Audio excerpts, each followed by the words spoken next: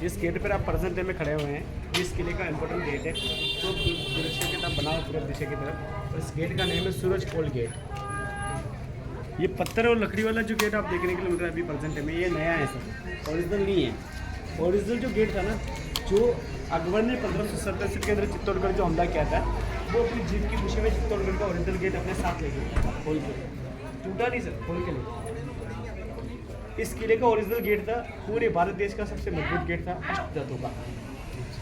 अष्टधातु को ऑल भारत के अंदर में उस समय में, जिस समय चित्तौड़गढ़ के अंदर गेट था ना, उस समय कहीं नहीं था। तो अकबर उस गेट को ले जाकर दिल्ली के लाल किले के पास रखवाता है।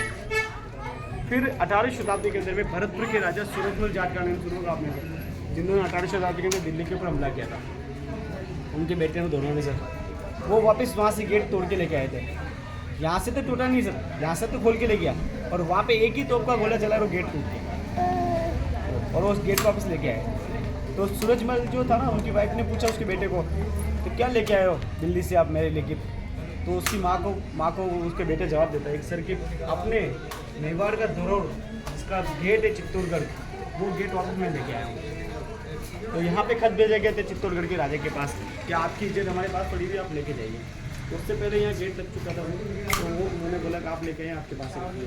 तो उन्होंने एक शब्द ये बोल दिया था, थोड़ा मन से भी आप बोल सकते हैं कि वो इतिहास में जो लिखा नहीं होगा, उन्होंने ये बोल दिया था शब्द कि आप जैसे मैं वहाँ दिल्ली से लेके आया हूँ, जैसे आप यहाँ से लेके जाइए।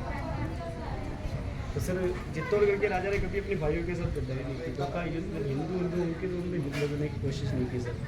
तो उन्होंने बोला कि चलो आपके पास ही रख लीजिए, हमारे को नहीं चाहिए। ताकि सर युद्ध लड़ने के लिए जाते हैं तो जीत जाते हैं, हारने की तो पॉसिबल ही नहीं। चित्तौड़गढ़ के राजा कभी हारे ही नहीं है सामने से युद्ध, तो पीठ पे जैसे जो हार हुए वो हारे हैं। तो सर 18वीं सेंचुरी के अंदर में एक गेट वापस नया रिपेयरिंग करवाया गया था।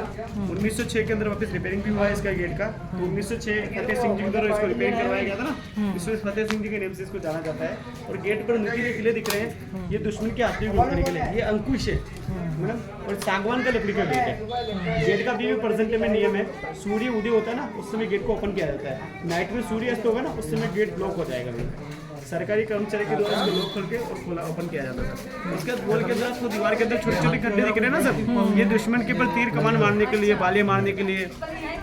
उस जमाने में जो उल्टा भी बनाओ ना, यहाँ से गर्म तेल गर्म पानी डालने के लिए सर। उसके लिए पूरा जो एरिया दिख रहा है, बैटल वाला एरिया है, जहाँ पे चित्तौड़गढ़ के राजा ने 27 युद्ध लड़े थे, जिसमें 27 के अंदर में चित्तौड़गढ़ के राजा की एक भी बार हार नहीं हुई थी। वो तो धोखे से जो हार हुई थी सर, वो हम नहीं गिनते हैं सर। एक आप सामने से युद्ध कर रहे हो, मैं आपके सामने युद्ध कर रहा हूँ, मेरे व्यक्ति आके आपको पीछे से छुरा मार देगा, तो आप तो धोखे से मरे ना, छल से मारा है, सामने से किसी ने नहीं मारा चित्तौड़गढ़ के राजा को। ओके, तो ये युद्ध वाला एरिया सर। पीछे अरावली की पहाड़ी दिख रही है आपको, देखिए सर, जिसमें से एक पर्वत में दिख रहा है ना, प्रथम वाला देखिए सर। इसको आप फीलिंग करेंगे तो आपको 100 व्यक्ति दिखेगा। नाइट में आप चंद्रकोर के सोते हैं ना, ऐसे आप दिखेगा।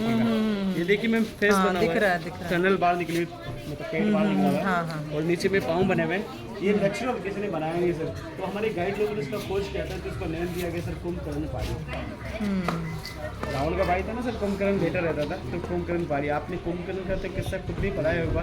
बाकी कुंभकर्ण को ये भी शब्द बोला गया था ब्रह्मा जी के द्वारा कि जिस दिन आपको जबरदस्ती उठाया जाएगा, उस दिन आपकी मृत्यु हो जाएगी।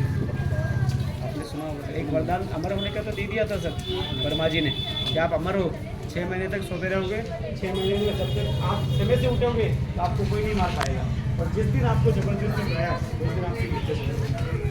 तो आपको मालूम है सर, रामायण में देखा होगा कि नीचे उठा के ढोल लगा के बजा के इनको उठाया गया था, फिर इनकी मृत्यु हो गई थी। बाकी अमर थे। ओके सर, ये पूरा एरिया दिख रहा है, जो ज़मीनें दिख रही है ना मैडम, ये परसेंट में पहले तो सर राजा के अंडर में थी, बाद में ये किला सेंट्रल गवर्नमेंट को दिया था ना। उससे पहले यहाँ के राजा लोगों ने, महाराणा फतेह सिंह जी ने, नीचे जो आदिवासी लोग रहते हैं, भील लोग, आर्य लोग, राजपूत लोगों के सभी लोग रहते हैं, उनको सभी लोगों को डोनेट दे दिया। परसेंट में पट्टे बन चुके हैं, जमीनें सबकी इनके नाम की होगी। बाकी सर ये ज़मीन नहीं दी जाती, तो ये ज़मीनें अभी गवर्नमेंट के पास होती है, बड़ी बड़ी होटलों में दी जाती है। इससे बचा हुआ है। आप देख रहे हैं कि पहले के ज़माने में युद्ध भूमि थी, तो अभी आपको लग रहा है कि हाँ ये युद्ध भूमि हुआ करती थी। ओके, वहाँ से देख के ये बहुत अच्छा व्यू दिख रहा है।